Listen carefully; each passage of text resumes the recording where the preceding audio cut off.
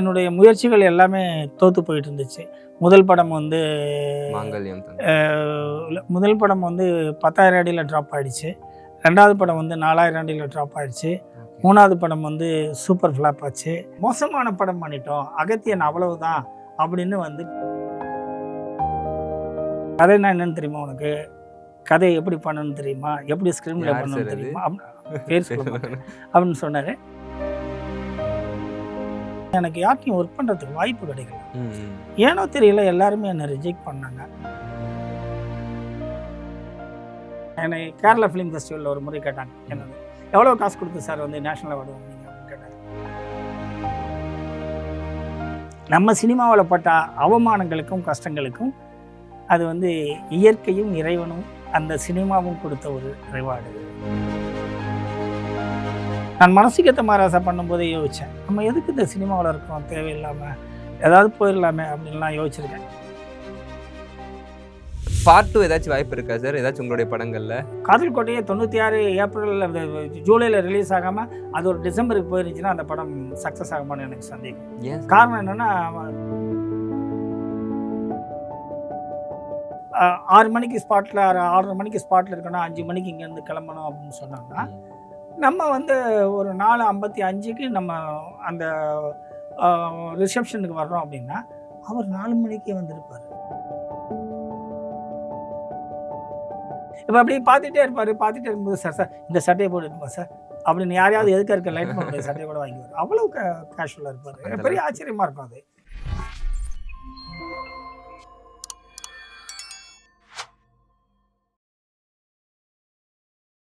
Provoke TV நேயர்கள் அனைவருக்கும் உங்கள் தனுஷின் அன்பான பணிவான வணக்கங்கள். இன்னைக்கு நம்ம கூட யார் இருக்காங்கன்னு பார்த்தீங்கன்னா, ஒரு லெஜெண்டரி பர்சன் சொல்லலாம், வெசட்டில் பர்சனாலிட்டின்னு கூட சொல்லலாம். ஆக்டர், டைரக்டர், லிரிசிஸ்ட், ப்ரொடியூசர், இந்த மாதிரி எல்லா திறமையும் தனக்குள்ள வச்சுக்கிட்டு இருக்க ஒரு சூப்பர்பான பர்சன்.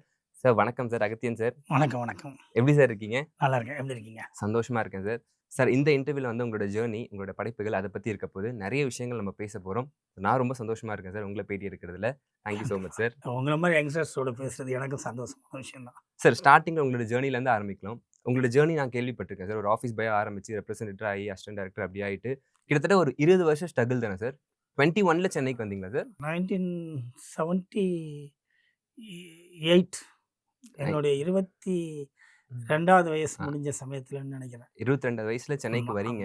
40 வயசுல தான் உங்களுடைய ஃபர்ஸ்ட் படத்தை நீங்க டைரக்ட் பண்றீங்க. ஃபர்ஸ்ட் படம் இல்ல, 40 வயசுல தான் நான் வந்து ரிலீஸ் ஆகுது, லைம்லைட் போறேன் அந்த மாதிரி. ஸோ அந்த 20 வருஷம் ஸ்ட்ரகிள், அந்த பீரியட் எப்படி சார்? அது இப்படி திரும்பி பார்க்குறப்போ எப்படி சார் இருக்கு? இப்போ ஒரு சக்ஸஸ்ஃபுல்லாக பர்சனாக இருக்கீங்க. ரொம்ப கடினமான ஒரு காலகட்டம் அது. அது எப்படி சொல்லணும்னா, நான் நேஷனல் அவார்டு வாங்கின அன்னைக்கு நான் வந்து எல்லாரும் ஒரு பெருசாக செலிப்ரேட் பண்ணுவாங்க. நான் அன்றைக்கி வந்து அழ வேண்டியதாக இருந்துச்சு. காரணம் என்னன்னா, திரும்பி பார்க்கும்போது இந்த ஒரு இடத்துக்கு வர்றதுக்காக எவ்வளவு இழந்திருக்கும் அப்படின்னு தோணுச்சு. ஸ்ட்ரகிள்லாம் கொஞ்சம் அதிகப்படியான ஸ்ட்ரகிள். 2வது காரணம் என்னென்னா, எனக்கு யார்ட்டையும் ஒர்க் பண்ணுறதுக்கு வாய்ப்பு கிடைக்கல. ஏனோ தெரியல, எல்லாருமே என்னை ரிஜெக்ட் பண்ணாங்க. நான் கொஞ்சம் ஸ்ட்ரைட்டாக பிடிக்கலன்னு சொல்லுவேன். ஓப்பனாக பேசக்கூடிய. ஆமாம், அது அது ரைட் ஃப்ரம் மை சைல்டுஹுட் வந்து அதுதான் என்னை வந்து எல்லாரும் வந்து என்னை வித்தியாசமாக பார்க்குறதுங்கிறது. வித்தியாசமானா எப்படின்னா, இவன் உருப்பிட மாட்டான், இவன் சொல்கிற பேச்சு கேட்க மாட்டான். ஏன்னா எனக்கு சரின்னு படாத எல்லாத்துக்குமே நான் வந்து ஒத்துக்க மாட்டேன். இல்லைங்க எனக்கு சரின்னு படலை அப்படின்னு சொல்லிடுவேன். ஸோ அவங்க என்ன யோசிப்பாங்கன்னா, எதுக்கு எடுத்தாலும் நான் எதிர்த்து பேசுகிறேன் அப்படிங்கிற மாதிரி நினைப்பாங்க. அந்த மாதிரி இண்டஸ்ட்ரிக்குள்ளே வந்த பிறகும் எனக்கு தோன்றுகிற கருத்தை சொல்லும்போது அது எனக்கு மைனஸ் பாயிண்ட் இருந்துச்சு. அதனால யாரும் என்னை சேர்த்துக்க மாட்டேன்ட்டாங்க. நான் பெருசாக யார்ட்டையும் ஒர்க் பண்ணல. அப்போ வந்து எம்ஏ காஜா அப்படின்னு ஒரு இயக்குனர் இருந்தார். இன்றைய தலைமுறைக்கு அவரை பற்றி தெரியறதுக்கு சான்ஸ் இல்லை. அவர்கிட்ட மட்டும் ஒரே ஒரு படம் தான் முழுமையாக ஒர்க் பண்ணுறதுக்கு எனக்கு வாய்ப்பு கிடைச்சிச்சு. முதல்ல ஒரு 3 மாதம் அவர்கிட்ட வந்து வேலை பார்க்க வாய்ப்பு கிடைச்சி. அதற்கு பிறகு ஒரு படம் முழுமையாக ஒர்க் பண்ணுறதுக்கு வாய்ப்பு கிடைச்சிச்சு. ஒரு அங்கும் இது மாதிரி தான், சூழ்நிலையின் காரணமாக என்னை வெளியில் அனுப்பிச்சிட்டாங்க, வந்துட்டேன். அப்புறம் யதார்த்தமாக சந்திக்கும் போது அவராக சரி வந்து வேலை பாருங்கள் அப்படின்னாரு. போய் ஒரே ஒரு படம் மட்டும் வேலை பார்த்தேன். அதுக்கு வாய்ப்பு கிடைச்சிச்சு. அதற்கு பிறகு எனக்கு வருமானம் சொல்லி பார்த்தீங்கன்னா பெருசாக எதுவுமே இருக்காது. 3 பெண் குழந்தைகளுக்கு அப்பாவான காலகட்டம் அது. கிட்டத்தட்ட என்னுடைய முயற்சிகள் எல்லாமே தோற்று போயிட்டு இருந்துச்சு. முதல் படம் வந்து மாங்கல்யம். முதல் படம் வந்து 10,000 அடியில் ட்ராப் ஆகிடுச்சு. 2வது படம் வந்து 4,000 அடியில் ட்ராப் ஆகிடுச்சு. 3வது படம் வந்து சூப்பர் ஃப்ளாப் ஆச்சு. நான் எழுதின முதல் கதை சக்ஸஸ் ஆகலை. 2வது அதான் நான் கதை வசனம் எழுதின படம் வந்து 100 நாள் போச்சு. பட் எனக்கு எந்த விதமான பெனிஃபிட்டும் இல்ல அதில. Box office. ஸோ இந்த மாரி எல்லாமே அதாவது அது தொழில் பண்றோங்கிற மாரி இருக்கும். ஆனா அதனால எந்த பலனும் இருக்காது. அதற்கு பிறகு வந்து தான் நான் வந்து அ அன்பலையா ஃபிலிம்ஸ்க்கு வந்து ரவிக்குமார் சார் டைரக்ஷன்ல பொண்டாட்டி ராஜ்யம்னு ஒரு கதை கொடுத்தேன். ம். அந்த படம் என்னுடைய பெயரை வெளியில கொண்டு வந்துச்சு. அதுக்கு நான் ரவிக்குமார் சாருக்கு தான் நன்றி சொல்லணும். அந்த படம் வந்து ஒரு 100 நாள் படமா அமைஞ்சிச்சு. அதன் தொடர்ந்து எனக்கு அன்பலையாவுல ஒரு டைரக்ஷன் கிடைச்சு. மதுமதி அப்படின்னு. ம். ஆ பட் அந்த படம் வந்து 140 நாள் ஓடிச்சு. பெரிய அளவுக்கு சக்சஸ் ம். ஆச்சு. பட் எனக்கு வாழ்க்கையில எந்த விதமான அடுத்த ஸ்டெப்பையும் கொண்டு வரல. 3 வருஷத்துக்கு அதுக்கு பிறகு வேலை ஆ. இல்லாம நான் ரோட்ல சார் சுத்துற மாரி தான் 100 இருந்துச்சு. நாளுக்கு மேல ஓடுன படங்கள் டைரக்டருக்கு ஒரு வெகுமதி வரல, இருந்திருக்கும். வரல. அந்த படம் வந்து அந்த படத்த பத்தி எழுதியிருக்கும்போது ஒரு வார பத்திரிகையில எழுதியிருந்தாங்க. மது இருக்கிறது மதி இல்லைன்னு. அந்த படத்துல அப்படிதான் அது.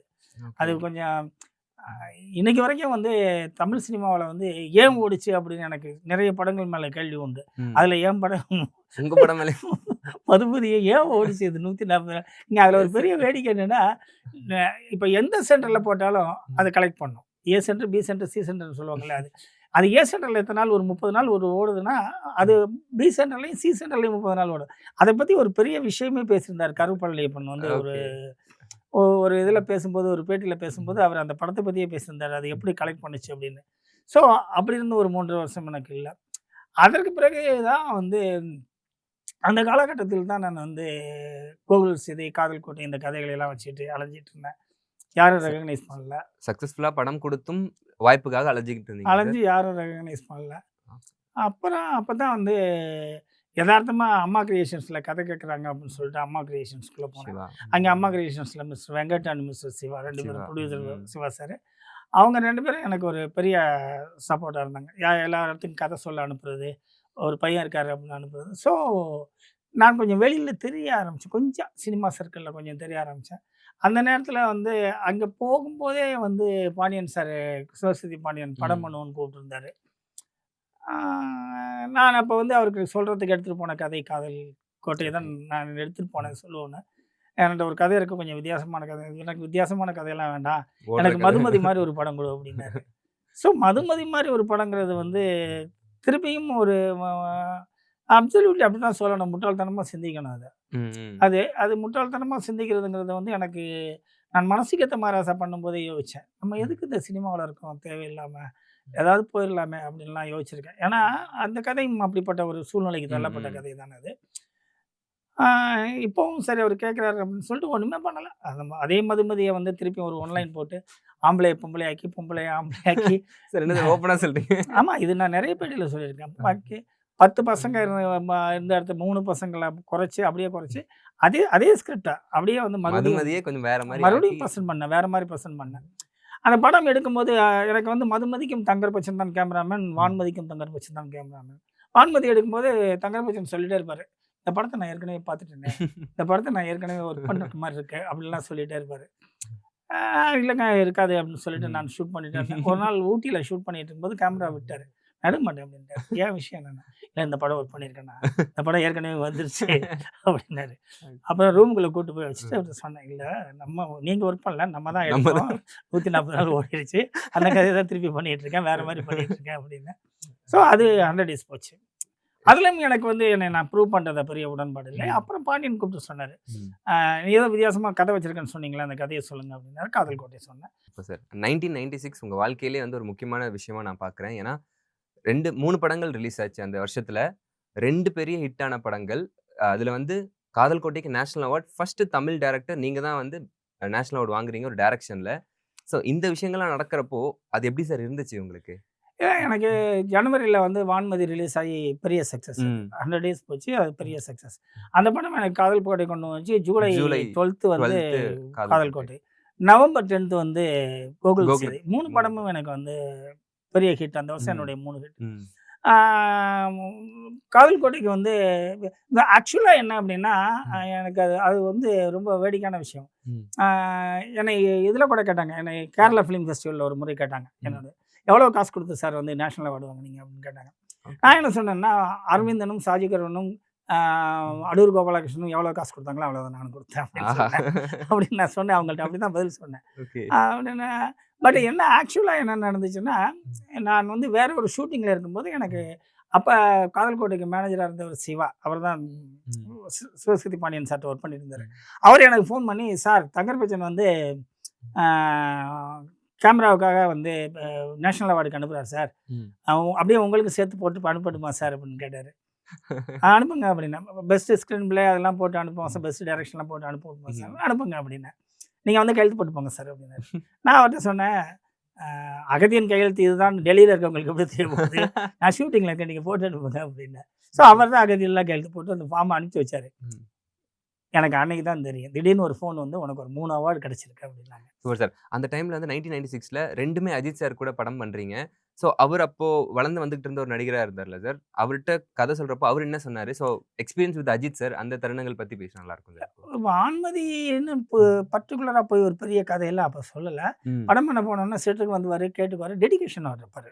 எனக்கு ரொம்ப முக்கியமான ஒரு விஷயம் என்னென்னா, ஊட்டியிலலாம் ஷூட்டிங் நடக்கும்போது நம்ம வந்து 6 மணிக்கு ஸ்பாட்டில் 6:30 மணிக்கு ஸ்பாட்டில் இருக்கணும், 5 மணிக்கு இங்கேருந்து கிளம்பணும் அப்படின்னு சொன்னோம்னா, நம்ம வந்து ஒரு 4:55க்கு நம்ம அந்த ரிசப்ஷனுக்கு வர்றோம் அப்படின்னா, அவர் 4 மணிக்கே வந்திருப்பார். ஓகே. அந்த மாதிரி ரொம்ப டெடிகேஷனாக இருப்பார். அப்புறம் வந்து எந்த டிமாண்டு இருந்ததில்லை அவர்கிட்ட, எந்த டிமாண்டும் இருந்ததில்ல. இப்போ அப்படியே பார்த்துட்டே இருப்பார். பார்த்துட்டே இருக்கும்போது, சார் சார் இந்த சட்டையை போட்டுட்டுமா சார் அப்படின்னு யாரையாவது எதுக்க இருக்க லைட் பண்ணுற சட்டையை கூட வாங்கிக்குவார். அவ்வளோ கேஷுவலாக இருப்பார். பெரிய ஆச்சரியமாக இருக்கும் அது. அது அப்படி தான் இருந்தார். அதற்கு பிறகு வந்து காதல் கோட்டை பண்ண போகிறோம் அப்படின்னோடனே ப்ரொடியூசர் கேட்டார், அஜித் வச்சு பண்ணலாமான்னாரு. எனக்கு அப்ஜெக்ஷன் இல்லை. காரணம் என்னென்னா, ஒரு அழகான ஆண், நடிக்க தெரியும், அதை விட நமக்கு வேறு எதுவும் சான்ஸ் வேணும், அப்கமிங்கில் இருக்கார், சரி அப்படின்னு சொல்லிட்டு ஓகே சார் அப்படின்னா. அது அப்பவும் வந்து அவர் ரொம்ப பெருசாக அவனுக்கு கதை கேட்கல. பட்டு எனக்கு ஒரு பழக்கம் என்னென்னா, செட்டுக்கு வரும்போது நான் வந்து ஒரு சீனை எடுக்கிறேன் அப்படின்னா, அந்த சீனுடைய தொடர்புக்குரிய எல்லா காட்சிகளையும் சொல்லுவேன். ஏன் அது நிகழ்ந்தது, இதனால் என்ன நிகழப்போகிறது அப்படிங்கிறத வந்து நான் சொல்லுவேன். அது எல்லாருக்கும் சொல்லுவேன். ஜூனியர் ஆர்டிஸ்ட் கூட காஃபி எடுத்துகிட்டு வாமா அப்படின்னா, அந்த வீட்டில் வேலைக்காரி பொண்ணு அது வேலை பார்த்துட்டு இருக்கு, காஃபி எடுத்துகிட்டு வருதுன்னா, அது எந்த சூழ்நிலையில் அந்த காஃபியை கொண்டு வருதோ அப்போ அந்த வீட்டினுடைய சூழ்நிலை எப்படி இருக்கும், ஸோ அந்த வேலைக்கார அந்த பணிப்பெண்ணுக்கான மனநிலை எப்படி இருக்குங்கிறத நான் சொல்லுவேன். அதை சிலர் வந்து என்கிட்ட வந்து ஜாலியாக எடுத்துக்குவாங்க, சிலர் வந்து என்ன சார் ஜூனியர் ஆர்டிஸ்ட் நம்மளுக்காக சொல்கிறீங்க அப்படின்னு கிண்டல் பண்ணுவாங்க. நான் வந்து என்ன பண்ணுவேன்னா, அப்படிலாம் இல்லை, நடிக்கிறவங்களுக்கு எல்லாருக்கும் எல்லாம் தெரியணும் அப்படிங்கிறதுல வந்து நான் ரொம்ப தெளிவாக இருப்பேன். சார் 2மே வந்து ஒரே காலகட்டத்தில் ஷூட் பண்ண படமா சார்? ஏன்னா 2 ஒரே டைமில் ரிலீஸ் ஆனதுனால ஒரே வருஷத்தில் காதல் கோட்டையும் வான்மதியும். இல்லை, வான்மதி வந்து 95 ஆரம்பிச்சது, 95 ஆகஸ்ட் செப்டம்பர் அந்த மாதிரி பீரியடில் ஆரம்பிச்சது. 96 ஜனவரி ரிலீஸ் ஆச்சு. 96 ஜனவரி 14th அது ரிலீஸ் ஆச்சு. February 16th காதல் கோட்டை ஆரம்பிச்சது. அப்போ 2 மாசத்துல எத்தனை மாசம் ஷூட் பண்ணீங்க? 31 நாள். காதல் கோட்டை ஷூட்டிங் டேட்டே 31 நாள் தான். அதுவும் என்ன ஒரு பெரிய வேடிக்கை அப்படின்னா, அது வந்து 8ஆம் தேதி ஷூட்டிங். ஆக்சுவலாக 8ஆம் தேதி February 8ஆம் தேதி ஷூட்டிங்னு ஃபிக்ஸ் பண்ணிட்டாரு. 14ஆம் தேதி வந்து படம் ரிலீஸ் ஆச்சு. 15ஆம் தேதியும் 16ஆம் தேதியும் வந்து நான் லொக்கேஷன் பார்க்குறதுக்கு ராஜஸ்தான் போனேன். ஒரு 22, 23 திரும்பி வந்திருப்பேன். 8ஆம் தேதி ஷூட்டிங் அப்படின்ட்டாரு. நான் ப்ரொடியூசர்கிட்ட கேட்டேன், சார் எனக்கு ஒரு ப்ரீத்திங் கேப் வேணும் சார், இந்த ஸ்கிரிப்ட்லாம் கொஞ்சம் வேணும் சார், எனக்கு ஸ்கிரிப்ட்லாம் கரெக்ட் பண்ணணும், மைண்டில் கதையெல்லாம் இருக்குங்கிறது இல்லை, ஸ்கிரிப்டை கரெக்ட் பண்ணணும். நோனோ அப்படின்னு சொல்லிட்டு போயிட்டாரு. அப்போ எனக்கு வந்து அந்த டாபிக் உள்ள போனேன். பட் அந்த ஷூட்டிங் வந்து தள்ளி போகும் அப்படின்னு மட்டும் எனக்கு தோணுச்சு. என்ன காரணம் அப்படிங்கிறது, அது அந்த டாபிக்ல போனால் அது வேற மாதிரி இருக்கும் அப்படின்னு.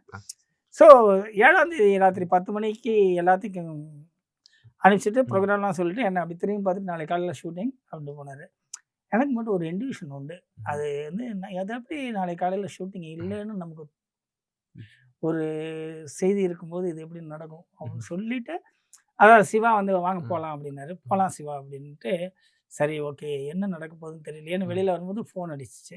இந்த ஃபோனை மட்டும் அட்டன் பண்ணிட்டு போவோம் அப்படின்னாரு சிவா. சரி போய் அட்டன் பண்ணிட்டு வாங்கன்னு போய் ஃபோன் எடுத்தார். கவுன்சிலேருந்து கூப்பிட்டு சொன்னாங்க, நாளையிலேருந்து ஸ்ட்ரைக்கு, ஷூட்டிங் இல்லை அப்படின்னாங்க.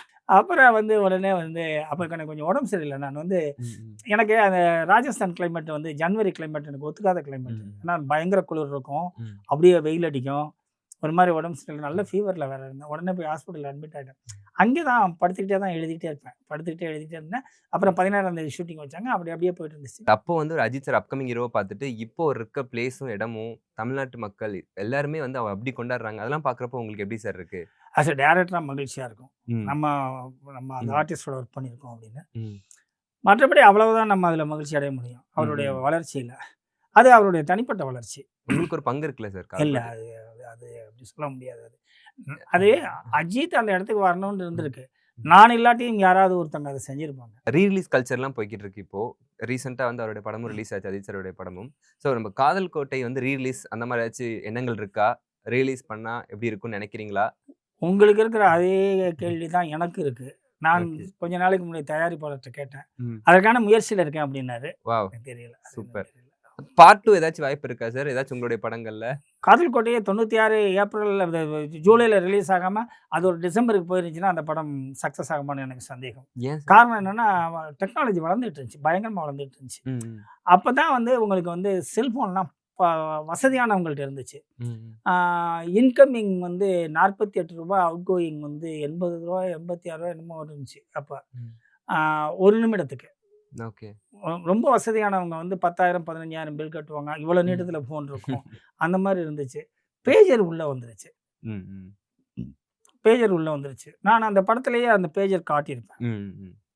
அதே நேரத்துல ஹீரா கிட்ட அந்த பெரிய செல்ஃபோன் காட்டியிருப்பேன். ம். அது வந்துருச்சு. கம்யூனிகேஷன் வந்து டெவலப் ஆகுறது அந்த ஆயிட்டே ம். இருந்துச்சு.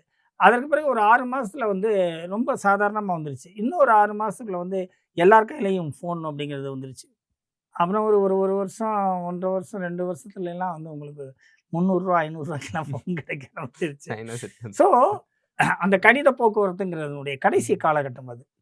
அதனால அதை திருப்பி பண்ண முடியாது. அது காரணம் என்ன, அதில வந்து ஆ எதார்த்தமான ஒரு வாழ்வும், அது ஒரு கால ஓட்டத்தோடு தொடர்புடைய சயின்ஸும் ஒண்ணு இருக்கு அதுக்குள்ள. ம். ம். அந்த சயின்ஸ் டெவலப் ஆயிட்டே வந்துட்டு இருக்கு. அப்படிங்கும்போது இப்ப நம்ம வந்து ஆ நீங்க பார்க்காமலே காதல் அப்படின்னா, ம். அது சாத்தியமில்லை. இன்னைக்கு இருக்கிற விஞ்ஞான வளர்ச்சியில எஸ். அதுக்கு அவசியமே இருக்காது. அதனால காதல் கோட்டை பார்ட் 2லாம் சான்ஸே இல்ல. பார்க்காம காதல். இது வந்து நீங்க உங்க வாழ்க்கையில எங்கேயாச்சும் சந்திச்சிருக்கீங்களா சார்? உங்க எக்ஸ்பீரியன்ஸ் எங்கேயாச்சும் இல்ல நடந்திருக்கா? நான் படிக்கும்போது ம். ஆ கோப்பெருஞ்சோழன் பிசிராந்தையார் நட்பு பற்றி புறநானூற்றுல ஒரு பாடல் இருக்கும். ம். அதுல வந்து 2 பேருமே பார்க்காமலே அந்த மன்னனும், அந்த புலவனும் நட்பு வச்சிருப்பாங்க. ம். அதற்கு பிறகு வடக்கிருந்து உயிர் விடுதல் அப்படின்னு ஒரு சூழ்நிலை வரும். ம். வடக்கிருந்து உயிர் விடுதல்ங்கிறது வந்து அந்த மன்னன் போர்ல தோத்து போன பிறகு அதற்கான ஒரு சூழ்நிலை உருவாகும். அப்ப வந்து இந்த புலவர் அவர போய் பார்க்கறதுக்கு போவாரு. அந்த ம். நண்பர்கள் சந்திப்பாங்க. ம். அப்படியே ஒரு ஆணும் பெண்ணும் சந்தித்தால் எப்படி இருக்கும் அப்படின்னு யோசிச்சது தான் அந்த கதை. 1991ல ஆரம்பிச்சீங்க சார். 2014 வரைக்கும் படங்கள் பண்ணிட்டு இருந்தீங்க. ஒரு 17 படங்கள் பண்ணியிருக்கீங்க. அதுக்கப்புறம் படங்கள் பண்ணாத காரணம் என்னாச்சு சார்? ஆ அதாவது இங்க பண்ணிட்டு இருக்கும்போதே நம்ம வந்து ஹிந்திக்கு போ வேண்டியிருந்துச்சு. ம். ம். ஸோ ஹிந்திக்கு போகும்போது இங்க நமக்கு ரெகுலரா ஒரு கேப் வந்துரும் இல்லையா? ம். அது ம். 1. காதல் கோட்டை, வான்மதி, காதல் கோட்டை, கோகுல் சிதைன்னு நம்ம குடுத்துட்டே இருக்கும்போது, ஆ விடுகதைங்கிற ஒரு படம் நல்ல படமா பேசப்பட்டாலும், ம். கமர்ஷியலா அது வந்து பெருசா பண்ணல. ம். ம். ஆ அது அதனுடைய தேக்கம் வந்து கொஞ்சம் பாதிச்சுச்சு. ம். ம். அதற்கு பிறகு காதல் கவிதை அது வந்து எனக்கு திருப்தியான படம். என்ன பொறுத்தளவு ப்ரொடியூசர்ஸ்க்கும் திருப்தியான படம் தான அது. ம். ம். அப்போ வந்து நான் வந்து ஹிந்தியில பண்ணிட்டேன். ஹிந்தி முடிச்சுட்டு அப்படியே ம். தெலுங்குக்கு போயிட்டேன். தெலுங்கு போயிட்டு பண்ணிட்டு இருக்கும்போது, இங்க ராமகிருஷ்ணா படம் பண்ணேன். ம். ராமகிருஷ்ணா படத்துல வந்து இன்னைக்கு வரைக்கும் ராமகிருஷ்ணா படம் எங்கே போட்டாலும் நல்லா ஓடும். ஆனா அப்ப ஓடல. அப்ப தெலுங்குல நான் படம் பண்ணிட்டு வரும்போது, இங்க வரும்போது ஆ காதல் சாம்ராஜ்யம்னு ஒரு படம் பண்ணேன். ம். அது படம் பண்ணிட்டு இருக்கும்போதே வந்து அந்த அந்த காலகட்டத்தில தான் வந்து திடீர்னு அழகி ரிலீஸ் ஆச்சு. ம். ம். அழகி ரிலீஸ் ஆனோனே வந்து உடனடியாக தங்கர் பச்சனை வச்சு அ அவரு பஞ்சு சார் வந்து சொல்ல மறந்த கதைய ஆரம்பிச்சதுனால, இந்த படத்த கொஞ்சம் ஸ்டாப் பண்ணாங்க. ஸோ சொல்ல மறந்த கதைய ஆரம்பிச்சு, அதில வந்து அவங்க சந்தித்த ஒரு தோல்வி வந்து இந்த ம். படத்தை மேற்கொண்டு எடுத்துட்டு போக முடியல. ஸோ இதெல்லாம் அப்படியே இடியாப்ப சிக்கல் மாரி ஒன்றை ஒன்று இதுக்கு தான் அப்புறம் தான் புரிஞ்சுக்கிட்டேன். என்னதான் வெற்றி அடைஞ்சாலும் காலமும் பின்னாடி இருக்கு. ஸோ உங்க வாழ்க்கையில நீங்க ரிக்ரெட் பண்ற ஒரு விஷயம். இது மட்டும் நான் பண்ணாம இருந்திருக்கலாமே என் வாழ்க்கையில. கொஞ்சம் இந்த விஷயத்த தவிர்த்திருக்கலாமே அப்படின்னு நினைக்கிற விஷயம் ஏதாச்சும் இருக்கா சார்? 1ஆம் கிளாஸ் வாத்தியாரா போகணும்னு. 1ஆம் கிளாஸ் வாத்தியாரா? அது காரணம் என்ன அப்படின்னா, ரொம்ப ஃப்ரெஷ்ஷா வருவாங்க அந்த குழந்தைங்க. ஓகே. எதுவுமே இல்லாம ம். பிளைன் ஸ்லேட்டா வருவாங்க. ம். நம்ம எழுதுற ஆனா தான் முதல்ல பதியும். நம்ம சொல்லிக் குடுக்குறது தான் அவங்களுக்கு முதல்ல இருக்கும். ம். அதுல இருக்கிற சுகம்ங்கிறது வந்து வேறு மாதிரியானது. அதையெல்லாம் யோசிக்கும்போது, அது ஒண்ணு தவற விட்டுட்டோம் அப்படிங்கிறது ஒரு விஷயம் இருக்கும். ம். இன்னொரு விஷயம் வந்து பேசிக்கா வந்து நான் கொஞ்சம் பாட்டு எழுதியிருக்கேன். லிரிசிஸ்ட். எஸ். அது ஆ, இன்னும் கொஞ்சம் முயற்சி பண்ணி அதில் கான்சன்ட்ரேட் பண்ணி ஆ, அந்த இதில் வந்து நம்மளை இன்னும் கொஞ்சம் தகுதிப்படுத்தி கொடுத்துருக்கலாமோ, கொஞ்சம் இன்னும் கொஞ்சம் அதிகமாக போய் படிச்சிருக்கலாமா அதுக்குள்ளே போய். அதுக்கு காலம் வந்து ஒரு ஒரு விஷயம் என்னை தடுத்துருச்சு. சார் இப்போ இருக்க ஜென்ரேஷன் ஆக்டர்ஸ்ல அவங்கள வச்சு நீங்க டைரக்ட் பண்ணும் அப்படின்னா யாரை சார் சொல்லுவீங்க? எந்த சார் ஹீரோ? நான் யாரை வச்சு பண்ணுவேன் சார். யார் இருந்தாலும். எனக்கு எனக்கு அப்படிலாம் அவங்க தான் என்ன ஒத்துக்க மாட்டாங்க. சார் அவங்களுக்கு எனக்கு புரியல. ஏன் சார் நீங்க உங்களை இல்லை வந்து அவங்களுக்கு ஒரே ஒரு பிரச்சனைன்னா, நான் என்னுடைய காதல் கோட்டையில் யாருக்காகவும் ஒரு சீன் கூட மாற்றல. ம், நான் டிஸ்கஷன்லாம் வச்சுக்க மாட்டேன். அது ம், நானே உட்காந்து தனியா உட்காந்து நானே எழுதுறது ம், தான். ம், நான் இதுவரைக்கும் ஒரு கதை கூட டிக்ஷனரி வச்சுட்டதில்ல. ம். யாருக்கிட்டயும் ஒரு சீன் சொல்லுங்கன்னு கூட கேட்டதில்ல. யாரும் எனக்கு வந்து சீன் சொன்னதில்ல. நான் இத்தனை வரைக்கும் 16, 17 படம் பண்ணியிருக்கேன். ம். ஒரு படத்துக்கு ஒரு 60, 70 சீன் இருக்கும். அப்படின்னா அதில வந்து நீங்க கணக்கு பண்ணுங்களேன். ஒரு ஒரு 1000 சீன் நான் கிரியேட் பண்ணியிருப்பேன்னு வைங்களேன். இந்த 1000 சீனுக்கும் எனக்கு தான் சம்மந்தமே தவிர யாருக்கும் இல்ல. யார்கிட்டயும் டிஸ்கஷன்ல அதில உட்காந்து வந்து நல்லது நடந்திருந்தாலும் எனக்கு தான் சம்மந்தம். கெட்டது நடந்திருந்தாலும் எனக்கு தான் சம்மந்தம். யார்கிட்ட சார் ஒர்க் பண்ணலன்றது நீங்க நினைக்கிறது? வாழ்க்கையில வந்து என்னுடைய காலகட்டத்தில டைரக்டரா ம். இருக்கும்போது கமல் சாரோட ஒரு படமாவது பண்ணியிருக்கணும். ரொம்ப சந்தோஷம். Thank you so much. இவ்வளோ நேரம் உங்களுடைய லைஃப் நன்றி. ஜர்னி, படங்கள் நிறைய விஷயங்கள் பேசி எனக்கு ரொம்ப ஒரு இன்ஸ்பைரிங்காவும் இருந்துச்சு. நான் நிறைய விஷயங்கள் உங்க வாழ்க்கை அனுபவத்திலேருந்து நான் கத்துக்கிட்ட விஷயங்களாவும் எனக்கு இருந்துச்சு. ரொம்ப நன்றி சார். ரொம்ப நன்றி. தேங்க் யூ உங்களோட சார். பேசலாம்.